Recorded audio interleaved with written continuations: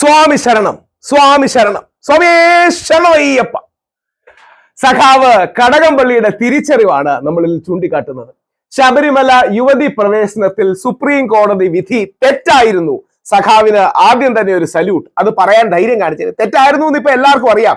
പക്ഷെ തെറ്റാണ് എന്ന് ധൈര്യം കാണിച്ചതിന് വളരെ സന്തോഷം. ഞാൻ കഴിഞ്ഞ 8 വർഷമായി എന്നെ ആൾക്കാർ ട്രോൾ ചെയ്യുന്നതും അപഹസിക്കുന്നതും പരിഹസിക്കുന്നതും ഒക്കെയാണ്. നമുക്ക് അന്നത്തെ അഭിലാഷ് അടക്കമുള്ള പ്രമുഖ മാധ്യമങ്ങൾ ചോദിച്ച വീഡിയോ, അന്നത്തെ റിപ്പോർട്ടർ ചാനൽ അടക്കം ചോദിച്ച വീഡിയോയിൽ ഞാൻ പറഞ്ഞത് കേൾക്കാം. ഇന്നും അത് കേൾക്കാൻ എന്നും പ്രസക്തമാണ്. എന്റെ നെഞ്ചിൽ കുത്തിയിരിക്കുന്ന ഇന്ത്യൻ ഫ്ലാഗാണ്, നെഞ്ചിനുള്ളിലുള്ള അയ്യപ്പ സ്വാമിയാണ് സത്യം. ജസ്റ്റിസ് ദീപക് മിശ്ര കള്ളനാ. നിങ്ങൾക്ക് എല്ലാം അറിയാം. നമ്മൾ മറച്ചു വെച്ചിട്ട് എന്താ കാര്യം? ഇംപീച്ച്മെന്റ് ഇന്ത്യയുടെ ചീഫ് ജസ്റ്റിസിനെ, ഇന്ത്യയുടെ സുപ്രീം കോടതിയുടെ പരമോന്നത ന്യായാധിപനെ കള്ളനെന്ന് ആദ്യമായിട്ട് ഇന്ത്യയിൽ ആരെങ്കിലും വിളിച്ചത് രാഹുൽ ഈശ്വർ ആയിരിക്കും. എനിക്കതിൽ അഭിമാനമാണുള്ളത്. കള്ളത്തരം ചെയ്താൽ കള്ളന്റെ വിളിക്കും എന്ന് പറഞ്ഞാൽ മോഷണം എന്ന അർത്ഥത്തിലല്ല, മാനിപ്പുലേഷൻ, കള്ളത്തരം. ആ രീതിയിൽ ചെയ്ത ശ്രീ ദീപക് മിശ്രയെ കുറിച്ച് ഞാൻ അന്ന് പറഞ്ഞ കൃത്യം വർഷം പറയാം, ഇത് ഏകദേശം 6-6.5 വർഷം മുമ്പ് പറഞ്ഞ വീഡിയോ ആണ്. ഇന്നും അത് പ്രസക്തമാണ്. ഇന്നും കമ്മ്യൂണിസ്റ്റുകാർക്ക് അത് പറയാൻ ധൈര്യം കിട്ടിയിട്ടില്ല. സഖാക്കന്മാർക്ക് കോടതിയിൽ നിന്ന് കേട്ടാലും സുപ്രീം കോടതിയിൽ നിന്ന് കേട്ടാലും മുട്ടിടിക്കും. അതുകൊണ്ടാണ് അവർ പറയാത്തത്. രാഹുൽ ഈശ്വറിന് പറയാം, കാര്യം ഞാൻ ദൈവത്തെ സാക്ഷി നിർത്തി, ദൈവത്തെ മുൻനിർത്തിയാണ് അത് പറയുന്നത്. ഈ സത്യം നമ്മൾ പറയണം. കോടതികളെ എനിക്ക് അങ്ങേയറ്റം ബഹുമാനമാണ്. ഏറ്റവും താഴെ കോടതി തൊട്ട് സുപ്രീം കോടതിയുടെ ബഹുമാനമാണ്. ആ കോടതിയിലെ കളങ്കമായിരുന്നു ദീപക് മിശ്ര. ദീപക് മിശ്രക്കെതിരെ ഇംപീച്ച്മെന്റ് മോഷനൊക്കെ മൂവ് ചെയ്തിട്ടുണ്ട്. നമുക്കൊന്ന് കേൾക്കാം. മോഷൻ മൂവ് ചെയ്യപ്പെട്ട കൂടുള്ള 4 ജഡ്ജിമാര് കള്ളനാണെന്ന് പറഞ്ഞ ഈ മനുഷ്യൻ അയാളുടെ റിട്ടയർമെന്റിന് മുമ്പ് അയാൾക്ക് നല്ല പേരുണ്ടാക്കാൻ വേണ്ടി ചെയ്തതാ. ഇതിവിടെ ഇരിക്കുന്ന എല്ലാവർക്കും. അത് മാത്രമല്ല, ഇത് ഒരു കോണ്ടെക്സ്റ്റ് പറഞ്ഞാണ്, യൂണിഫോം സിവിൽ കോഡ് അടക്കമുള്ള കാര്യങ്ങൾക്ക് കൂടെ വേണ്ടി ചെയ്തതാണ്. നമുക്ക് എല്ലാം അറിയാം.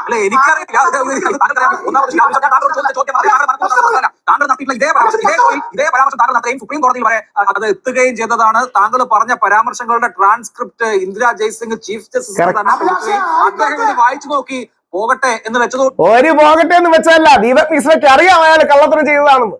ദീപക് മിശ്രയ്ക്ക് കള്ളത്തരം ചെയ്തതാണെന്ന് ബാക്കി ആരെ കാട്ടിയും അറിയാം. ദീപക് മിശ്ര എന്ന് പറയുന്ന വലതുപക്ഷത്തോടും തീവ്ര വലതുപക്ഷത്തോടും ചേർന്ന് നിൽക്കുന്ന വ്യക്തി യൂണിഫോം സിവിൽ കോഡ് കൊണ്ടുവരാൻ കള്ളത്തരത്തിൽ ഒരു മാനുവറിംഗ്, മാനിപ്പുലേഷൻ നടത്തിയത് മുസ്ലിം ക്രിസ്ത്യൻ വിഭാഗങ്ങളുടെ അവകാശങ്ങളും അധികാരങ്ങളും എടുത്ത് കളയാനുള്ള നീക്കമായിരുന്നു അത്. ഇല്ലെങ്കിൽ ഞാൻ വരെ കോടതി അലക്ഷ്യത്തിന് സമാധാനം പറയേണ്ടി വന്നേനെ. അതുകൊണ്ട് ദയവ് ചെയ്ത് മറ്റു വിഷയങ്ങളിലേക്ക് വരും. അഭിലാഷ് കോടതി അലക്ഷ്യത്തിന് വരില്ല. കാര്യം പറയുന്ന ആള് മാത്രമാണ് റെസ്പോൺസിബിലിറ്റി. എന്റെ സൗണ്ട് ശ്രദ്ധിക്കണം. നിരന്തരം ചർച്ചയിൽ ഇരുന്നും പ്രസംഗിച്ചും തൊണ്ട വയ്യ. അയാളുടെ മുഖത്ത് നോക്കി കള്ളാൻ വിളിക്കാൻ ഇരുന്നാണ്. പിന്നെ എനിക്കൊരു ഭാര്യയും കുട്ടിയും വീട്ടിലുണ്ട്. എനിക്ക് തിരിച്ചു പോകണം. ജയിലിൽ കിടന്നാ എന്റെ ശമ്പളം കിട്ടില്ല, എന്റെ വീട്ടുകാർക്ക് കഴിക്കാൻ ആഹാരം കിട്ടില്ല. അതുകൊണ്ടാണ് ചെയ്യാത്തത്. കള്ളാണെന്ന് എല്ലാവർക്കും അറിയാവുന്നത് മുഖംമൂടിയിട്ട് ആവശ്യമില്ലാത്ത കാര്യങ്ങൾ സംസാരിച്ചിരിക്കുന്നത് എന്തിനാ? ഡി രാജ എന്ന് പറയുന്ന ഇടതുപക്ഷത്തിന്റെ സമുന്നതനായ നേതാവ്, എനിക്ക് കണ്ണു നിറഞ്ഞു പോയ സന്ദർഭമാണ്. അദ്ദേഹം ചെലമേശ്വറിനെ കണ്ട് ഷേക്ക് ഹാൻഡ് കൊടുത്തതിനെ വലതുപക്ഷ ചാനലുകളായ റിപ്പബ്ലിക്കൻ ടൈംസിനും ഒക്കെ ചോദ്യം ചെയ്തു. അപ്പോൾ ഡി രാജ പറഞ്ഞൊരു വാക്കുണ്ട്, ഹൃദയത്തിൽ തട്ടി, I love my country deeply, I love India, അതുകൊണ്ടാണ് ഞാൻ പോയതെന്ന്. ഈ ജസ്റ്റിസ് ദീപക് മിശ്ര കള്ളനാണ്. അഭിലാഷിന് അറിയാം, അവിടെ ഇരിക്കുന്ന നീലകണ്ഠൻ സാറിന് അറിയാം. എനിക്കറിയില്ല അങ്ങനെ പറയുക എന്ന് മാത്രമല്ല, 5 ബെഞ്ചിൽ ബാക്കി 3 ജഡ്ജിമാരുടെയും വിധിന്യായമാണ്. ഇപ്പോ താങ്കൾക്ക് ദീപക് മിശ്രയോട് എന്തോ ദേഷ്യമുണ്ടെന്ന്. പിന്നെ എന്റെ മാമന്റെ മോളെ ദീപക് മിശ്ര കല്യാണം കഴിക്കാൻ അടിച്ചോണ്ട് പോയതല്ലേ? എന്ത് വ്യക്തിപരമായ ദേഷ്യം! ഇത് ആശയപരമായ ഒരു പോരാട്ടമാണ്. ദീപക് മിശ്ര അങ്ങനെയൊക്കെ പറയുന്നത്. പക്ഷെ അതുകൊണ്ട് എന്താ കാര്യം? ബാക്കിയുള്ള 3 ജഡ്ജിമാരുടെ ഞാൻ നേരത്തെ സൂചിപ്പിച്ചല്ലോ, റോഹിന്റെ കാര്യമാൻ എന്താണ് പറഞ്ഞത്, DY ചന്ദ്രചൂഡ് എന്താണ് പറഞ്ഞത്, ഖാൻവിൽക്കർ എന്താണ് പറഞ്ഞത്, ഇത് വളരെ വളരെ വ്യക്തമാണ്. അതിൽ ഒരു ദീപക് മിശ്രയുടെ പ്രശ്നമല്ലല്ലോ ഇത്. അഭിലാഷിന് കോടതി അലക്ഷ്യം വരില്ല. എനിക്ക് കോടതി അലക്ഷ്യം വരികയോ വരാതിരിക്കുകയോ ചെയ്യട്ടെ, അതല്ലല്ലോ ഇവിടുത്തെ പ്രശ്നം. ഒരു കാര്യവുമില്ലാതെ ഒരു വ്യക്തിയെ വ്യക്തിപരമായി തേജോവധം ചെയ്യുക എന്നുള്ളത് എങ്ങനെയാണ് പറ്റില്ല. ഇപ്പോ ജഡ്ജ്മെന്റിനെ കുറിച്ച് പറയാനാണെങ്കിൽ താങ്കൾ ജഡ്ജ്മെന്റിനെ വിമർശിക്കാം. പക്ഷെ ജഡ്ജ്മെന്റ് ഇഷ്ടമുള്ളത് പ്രകാരമല്ല എങ്കിലാണ് ജഡ്ജിയെ വ്യക്തിഹത്യ ചെയ്യുക. അത് ശരിയല്ലല്ലോ, അത് പറ്റില്ലല്ലോ. അതുകൊണ്ടാണ് ഇടപെടുന്നത്. താങ്കൾ സംസാരിക്കുന്നത് തടയുന്ന തരത്തിലുള്ള ഇടപെടൽ നടത്തുന്നത് താങ്കളോട് അസഹിഷ്ണുത ഉള്ളത് കൊണ്ടല്ല. ഒരു വിധി പറഞ്ഞ ജഡ്ജിയെ വ്യക്തിപരമായി തേജോവധം ചെയ്യുന്നത് ശരിയല്ല, അത് അധാർമികമാണ്. അതുകൊണ്ടാണ് അതിൽ ഇടപെടുന്നത്. കോടതി അലക്ഷ്യം അവിടെ നിൽക്കട്ടെ, അത് തെറ്റാണ്, അങ്ങനെ ചെയ്യരുത്. അതുകൊണ്ടാണ് നമുക്ക് അതിന്റെ വിഷയങ്ങളിലേക്ക് വരാമല്ലോ. ഞാൻ ചോദിച്ച ചോദ്യം തന്നെ എന്തായിരുന്നു താങ്കൾക്കറിയാം. അത് വിധി പറഞ്ഞ ജഡ്ജ്മെന്റിനെ കുറിച്ച് പോലുമായിരുന്നില്ല. താങ്കൾ ഇതല്ലേ പറയുന്നത്, പിന്നെ എങ്ങനെയാണ് 30 സെക്കൻഡ്? കഷ്ടമാണിത്. 30 സെക്കൻഡ് തരൂ. പറയൂ. 30 സെക്കൻഡ് ബഹുമാനത്തോടെ. അഭിലാഷ് എന്ന് പറയുന്ന ഇന്നത്തെ ഏറ്റവും നല്ല ആങ്കേഴ്സിൽ ഒരാളായാൽ ജേർണലിസം പഠിക്കുന്നതിന് മുമ്പ് മുതൽ ചാനൽ ചർച്ച ഇരിക്കുന്നതാണ്. ഇവിടെ ഇരിക്കുന്ന എല്ലാവരും കാണുന്ന ചാനൽ ചർച്ചയെക്കാളും കൂടുതൽ ഇംഗ്ലീഷും ഹിന്ദിയിലും മലയാളത്തിലും ചാനൽ ചർച്ച എടുത്തിട്ടുള്ള വ്യക്തിയാണ് രാഹുൽ ഈശ്വർ. എനിക്ക് ചാനൽ ചർച്ചയിൽ എന്തൊക്കെ പറയാതിരിക്കാവുന്ന കൃത്യമായ ബോധ്യമുണ്ട്. പക്ഷേ എന്റെ ചർച്ചയിൽ എന്തൊക്കെ അനുവദിക്കും അനുവദിക്കാതിരിക്കും എന്ന് പറയാനുള്ള സ്വാതന്ത്ര്യം എനിക്കുണ്ടല്ലോ. എന്തായാലും ചീഫ് ജസ്റ്റിസിനെ ആരെയും വ്യക്തിഹത്യ ചെയ്യാൻ താങ്കൾ അനുവദിക്കില്ല. താങ്കൾ ഇനിയിപ്പോ ഏതൊക്കെ ചാനലിൽ ചർച്ച നടത്തിയെന്ന് പറഞ്ഞാലും ആരെയും വ്യക്തിഹത്യ നടത്താനുള്ള അനുവാദം ഉണ്ടാകില്ല. എന്റെ ചർച്ചയിൽ എന്തൊക്കെ നടക്കണം അവകാശമുണ്ടല്ലോ. എന്റെ അഭിലാഷെ ഒരു വരി പറയട്ടെ. പറയൂ. എന്റെ അഭിലാഷെ ഒരു വരി പറയട്ടെ. ഒന്നോ രണ്ടോ വരി പറഞ്ഞോളൂ. അത് ആരെയും വ്യക്തിഹത്യ നടത്തിക്കൊണ്ടാകരുതെന്നേ ഉള്ളൂ. ആരോപണങ്ങൾ ഉന്നയിച്ചാലേ കോടതി ലക്ഷ്യം വരൂ. എന്റെ അഭിലാഷെ ഒരു വരി പറയാനുള്ള അവസരം തരൂ. പറയൂ. ഞാനല്ല ഈ ആരോപണങ്ങൾ ഉന്നയിക്കുന്നത്. പബ്ലിക് ഡൊമൈനിൽ ഒരു ജഡ്ജിക്കെതിരെയുള്ള ആരോപണങ്ങൾ ഉണ്ടെങ്കിൽ അത് റീസ്റ്റേറ്റ് ചെയ്യുന്നത് കോടതിയെ ലക്ഷ്യമല്ല. നമ്മുടെ അഡ്വക്കേറ്റ്സിനോടടക്കം ചോദിച്ചിട്ടാണ് ഞാൻ ചെയ്യുന്നത്.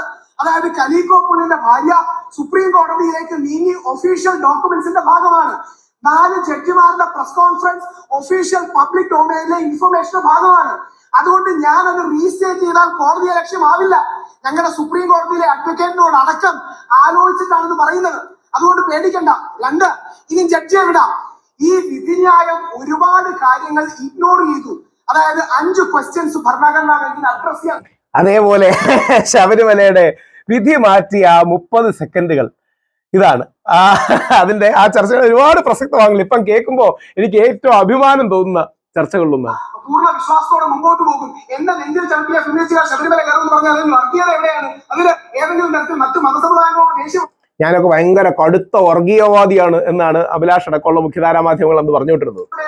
പോരാടി തോറ്റുപോകും. ചിലപ്പം ഞങ്ങളെക്കാൾ വലിയ ശക്തന്മാരാണ് അപ്പുറത്ത് നിൽക്കുന്നത്. പോരാടി ജയിച്ചു. ഇന്ന് എനിക്ക് 2018 രാഹുൽ ഈശ്വർ 2018-19 രാഹുൽ ഈശ്വറിനോട് പറയാനുള്ളത്, നമ്മൾ ജയിച്ചു. നമ്മൾ ജയിച്ചത് അയ്യപ്പൻ കാരണമാണ്, സത്യം പറഞ്ഞത് കാരണമാണ്, ഈ നാട്ടിലെ വിശ്വാസികൾ ആ സത്യത്തോടൊപ്പം നിന്നത് കാരണമാണ്. പക്ഷെ സത്യത്തിനും ധർമ്മത്തിനും വേണ്ടി പോരാടി അവിടെ നിൽക്കും. ഒക്ടോബർ 16-ന് 17 ഞാൻ അടക്കമുള്ളവർ കാണും. ഒന്നെങ്കിൽ ഞങ്ങളെ പോലീസ് പിടിച്ച് മാറ്റണം, അല്ലെങ്കിൽ അറസ്റ്റ് ചെയ്യണം, അല്ലെങ്കിൽ ഞങ്ങളെ നെഞ്ച് ചവിട്ടിയാൽ ശബരിമല കയറും. അറിയാൻ സുഖം ആനന്ദത്തിന്റെ അയ്യപ്പ സ്വാമിയാണ്. നെഞ്ചിലൊക്കെ നല്ല ഉറപ്പുണ്ട് എന്ന് പ്രതീക്ഷിക്കുന്നു ശ്രീ രാഹുൽ ഈശ്വർ. എന്തായാലും പോലീസ് എന്ത് ചെയ്യുന്നുള്ളത് കാണട്ടെ. പിന്നെ മറ്റു മതസംഘടനകളൊന്നും ഇക്കാര്യത്തിൽ പിന്തുണക്കാതിരിക്കുന്ന സമീപനത്തോട് അഭിലാഷ് മനസ്സിലായോ നെഞ്ചിൽ ഉറപ്പുണ്ടെന്ന്? ആ നെഞ്ചിന്റെ ഉറപ്പ് കാരണം, ആ സത്യത്തിന്റെ ഉറപ്പ് കാരണമാണ് ഇന്ന് കടകംപള്ളി സുരേന്ദ്രൻ അടക്കം ഉള്ളവർ നിലപാട് മാറ്റിയത്. അപ്പോൾ ഒരു റീക്യാപ്പാണ് നമ്മൾ കണ്ടത്.